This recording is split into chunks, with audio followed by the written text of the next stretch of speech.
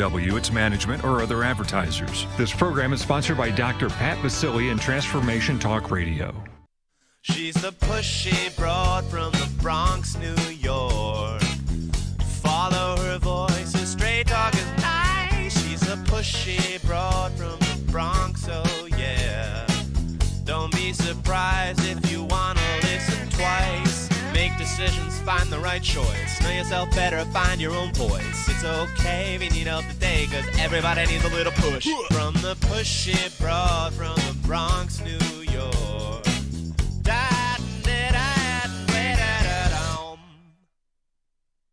Welcome, Transformation Talk Network listeners. My name is Ellen Stewart, and I am the Pushy Broad from the Bronx. Welcome to my show, Recovery Recharged, where we share advice and support from experts in addiction and recovery. And this morning, I have the honor of having a wonderful guest with us because we're going to talk about something that is so pertinent for every one of us out there that is struggling in recovery, and certainly very familiar to the Pushy Broad because I certainly identify with this author and this book. Let me tell you a little something about Leonard Buschel. He is an American publisher, substance abuse counselor, and author of High Confessions of a Cannabis Addict, which is what we're going to talk about today. And believe me, I can't wait to share with you this book.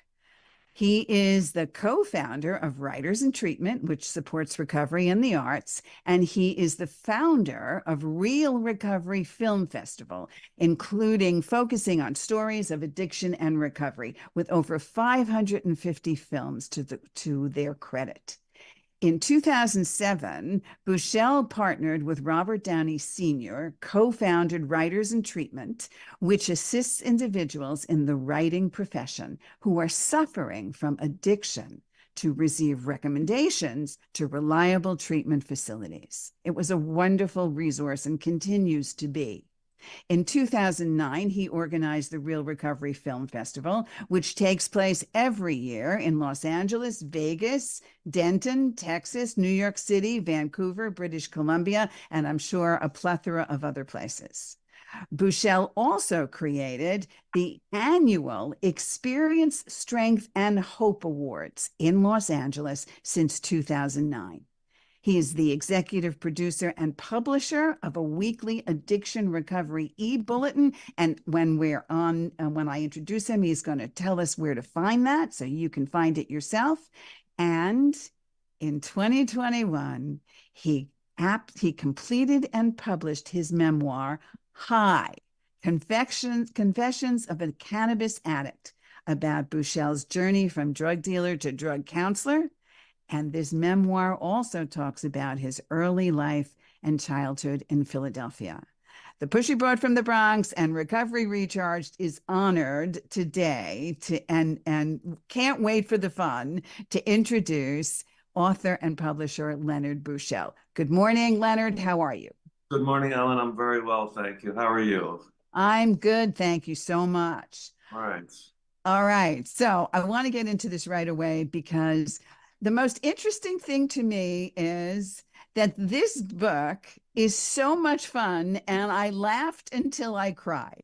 Totally laughed until I cried. So I want to talk just a little bit of a background as about how you composed this and why you decided to take a humorous approach to this, because most books that talk about what you talk about are sad, they're serious. So what made you decide to bring this kind of humor to this book?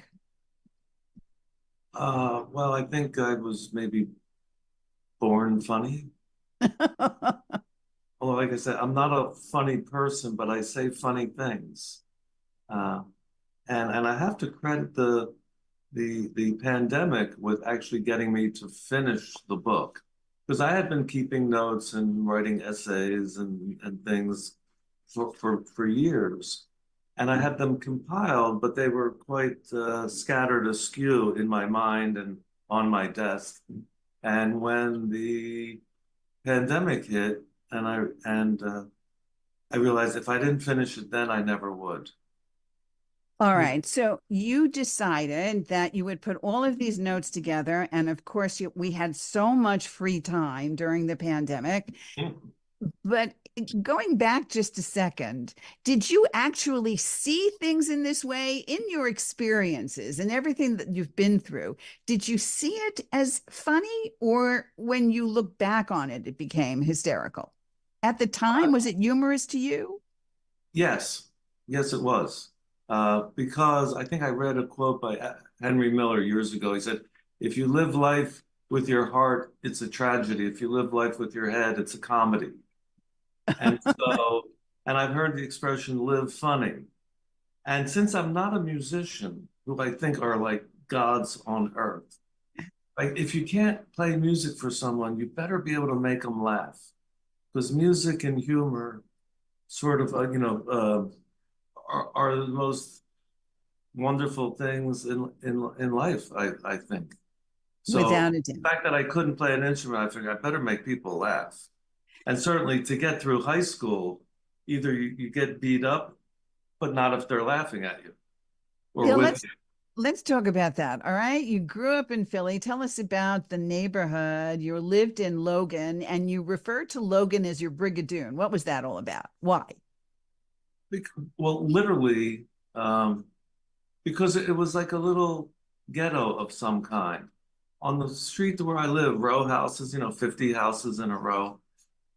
No one ever moved. No one ever got divorced. You never heard anyone committing suicide. It was like a little village. I had a charge account at the local grocery store. Uh, a block this way was the local candy store, where there are always different characters hanging out, gamblers and small-time thieves, and you could always go there and play the pinball machine, which I think might have been my first uh, activity addiction, because I would steal money to get nickels to play the pinball machine, or I would go along the back alleyway of people's houses and take their bottles and go get the deposit. Remember when you used to get money back for the bottles?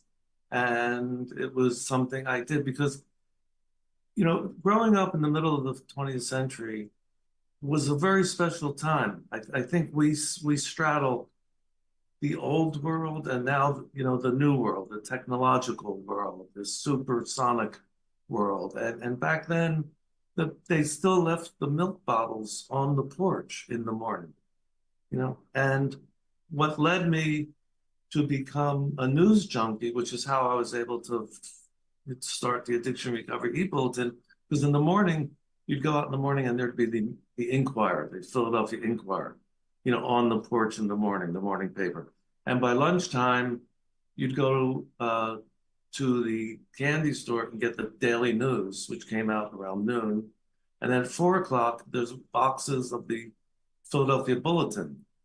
And so I'd had 3 newspapers a day, and I sort of read them all because I guess it's a form of distraction. It's a form of learning. You get information, and it put me in touch with the world. At a very early age, I was very grateful that Philadelphia was able to do that. I don't think there are 3 published paper newspapers anymore in Philly, but I get the New York Times every Sunday. It's the most depressing day of the week from reading the New York Times from front to back, because it's a lot of unpleasant news, plus some interesting features to be sure. But I wrote the book to leave my sons a document to explain to them who I really was, what an interesting or satisfying life I had really lived. So when I passed, they know that I did it, that I had a good time. I had a good time. Yes, I was high a lot. I was high every day for 26 years. I didn't start drinking professionally until I was in my 30s. But from the first time I had a joint in my mouth, there was a joint in my mouth for 26 years. Never missed a day. And I understand. I hear you, because and that's the other thing that attracted me to your book. You talk about the thing that people have a major contention with today, and I'm sure a lot of your clients and my clients talk about, because the name of the book is High: Confessions of a Cannabis Addict. Okay. And there, Leonard's looking it up. And there are many people today that would argue with you wrongly, that they can't be addicted to marijuana.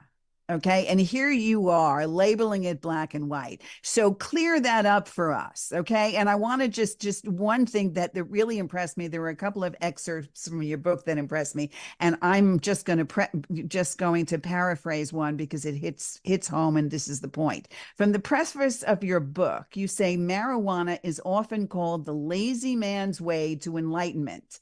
It can also be called a lazy man's way to creativity. And it is until it's not.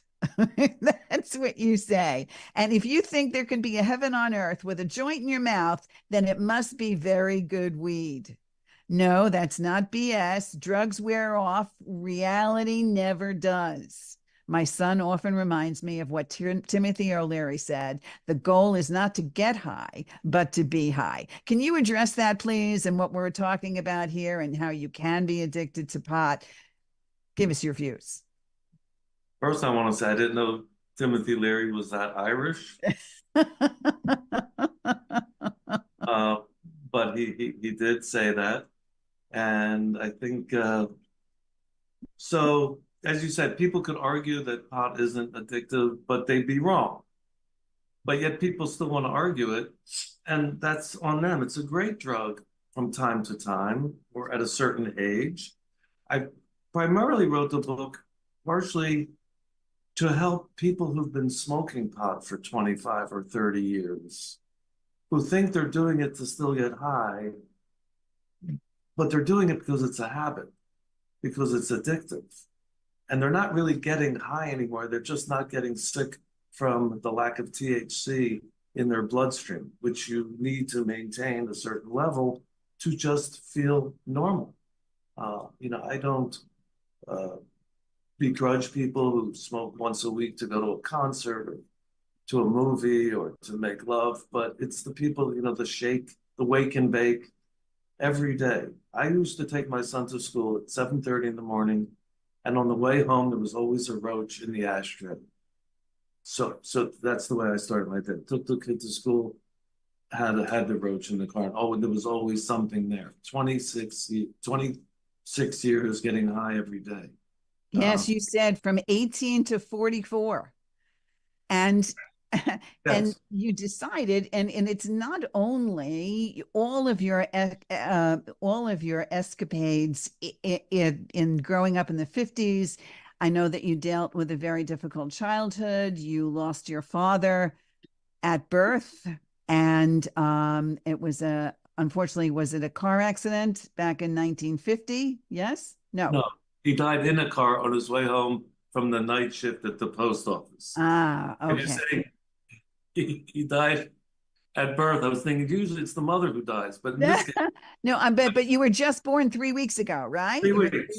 At 3 weeks. So my mother had already had a son who was already 3 years old. Now she has a newborn, and now her husband is gone. I'm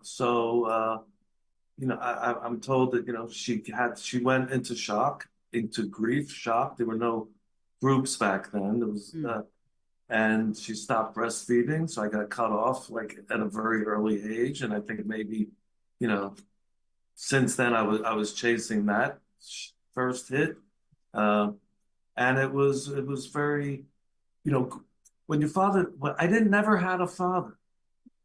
So I don't know what I'm missing. In fact, I've been talking with my therapist lately, thinking I'm starting to feel like I really missed something in this human life of having two parents who, and I think there's something in the book about how I feel like I grew up like a plug with only one prong. Mm-hmm. All the information I got was from my mother, who was a great woman, who was a great mother.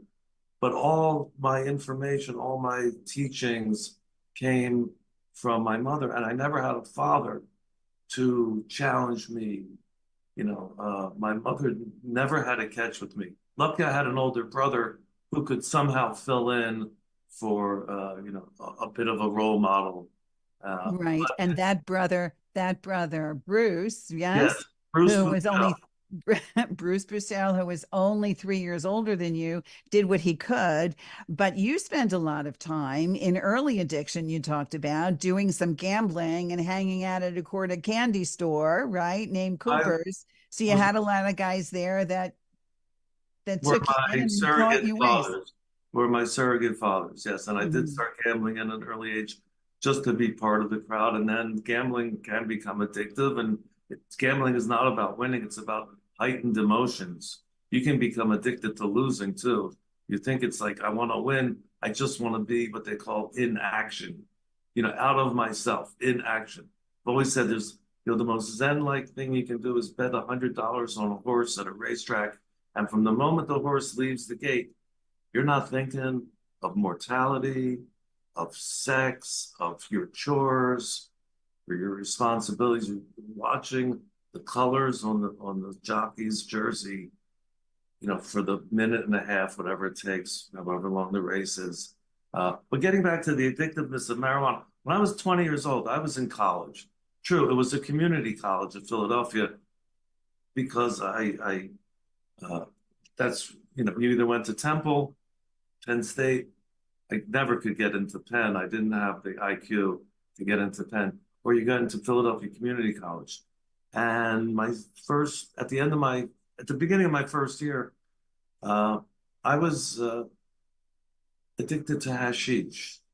Hopefully everybody remembers what incredible drug hashish was. And we couldn't find any. Me and my friend Joe Brodsky, we couldn't find any. And I couldn't live without it. And I realized we were smoking red Lebanese hash. And I looked on a map, and Lebanon is right north of Israel. And I thought, well, it must be some camels, some mules coming over the border bringing. So I dropped out of college and went to Israel to get my stash. At the time it was a 12-hour plane flight from Kennedy. And I never even entertained the option, the option of not getting high or smoking marijuana even. I needed hashish because it was very strong.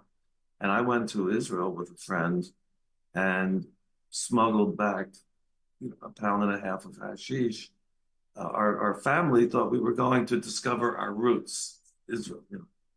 Our friends thought we were going to make money. We were really just going to buy our stash.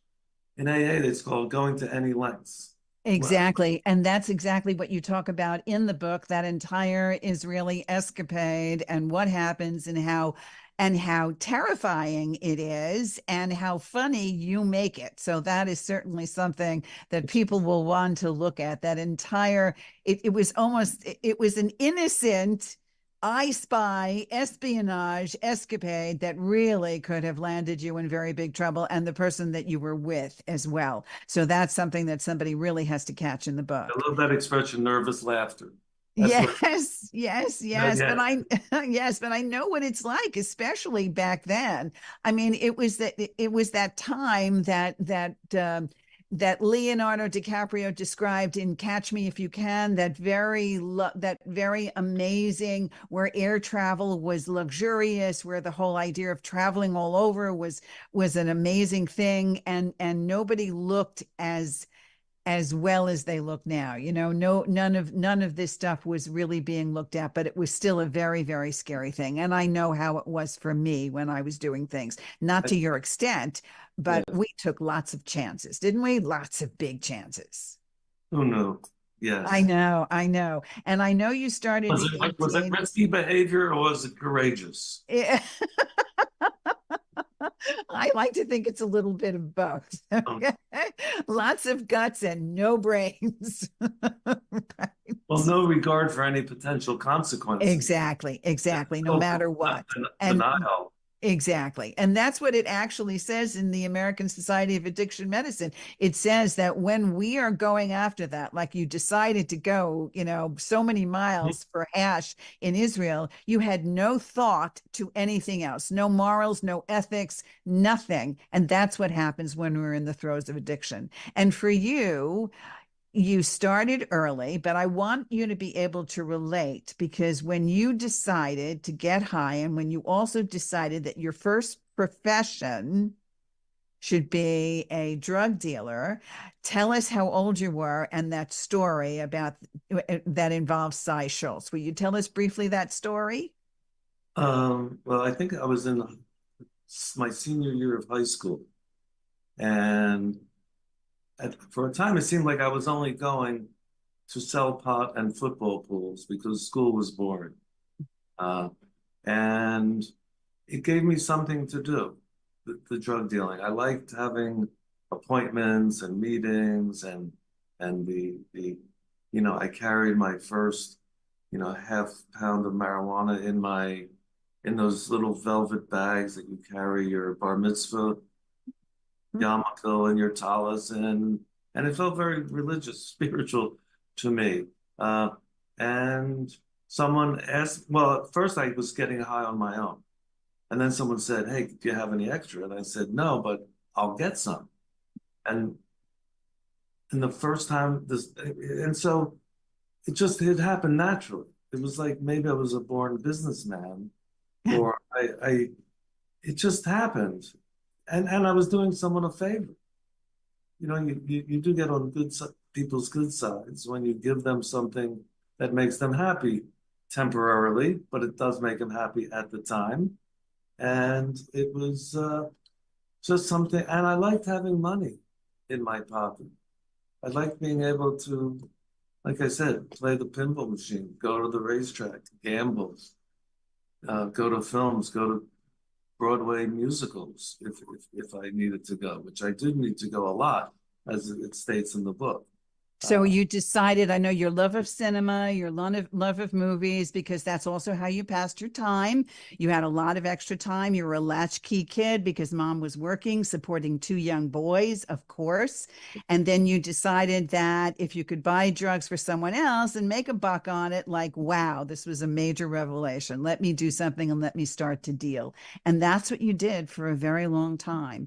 So I want to bring it now because we I have did it for 23 years. You did it for 23 years. Is that a long time? Yeah, a drop in the bucket for us, right? A drop in the bucket. All right. So I want to bring it here because we're at a point that I want everybody to understand that the story is magnificent. It is funny. You will laugh until you cry. It is called Confessions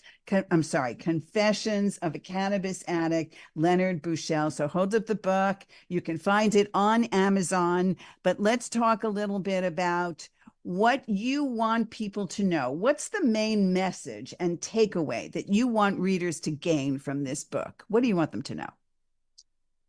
I just want to say one other thing about why I wrote the book. It was for my sons to leave something to them. But I'd also heard that, quote, "an unexamined life is not worth living."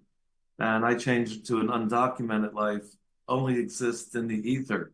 And so I have a habit right now for the last 25 years since I got sober, every night I'll write in my night journal where I went, what I did, what movie I saw, what show I saw, just to be able to look back and say, yes, I actually lived. Because otherwise it's just, it's very experiential. But since I'm not making paintings or even a wall, I'm not creating sculpture, I'm not writing music, how do I even know that I lived? So I write it down every night. And that's partially, why I wrote the book, just to say, oh, look, I had this life.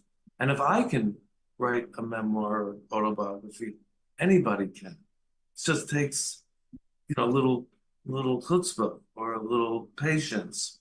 And it's the same with getting sober. I got high every day for 26 years. And the gift of sobriety it's the ultimate culmination of the hero's journey. Go out and do all those wild and crazy things.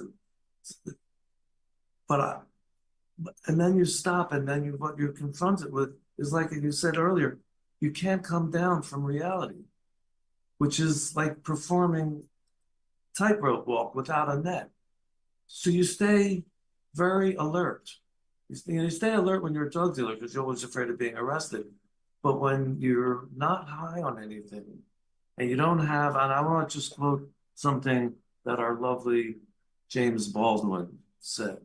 He said, "Nothing is more desirable than to be released from an affliction, but nothing is more frightening than to be divested of a crutch." So you got to have kahunas to get and stay sober. It's an exhilarating experience. It's frightening, but that's what makes it exhilarating. And it's like someone said, well, I needed to take the edge off. I'm thinking the edge is where I want to be. The edge is where it's exciting, and the edge is where you're awake. The edge is where you need to stay balanced. And I like the edge. And the other thing, I would like to put Alan Watts, who I met when I was 18, miraculously, in Philadelphia. He was speaking, and somehow I was there. And he said, he was talking about LSD, but I'm talking about everything. He said, well, one last word from him because it's time for us to go. When you get the message, hang up the phone. There you go. Thank you so much, Leonard Buschel. The book is High, Confessions of a Cannabis Addict. Go get this book. Every single one of you, you will laugh until you cry, and you will learn what it's like to live high in the reality of life. Thank you so much for being with us, and we'll see you next time. No doubt.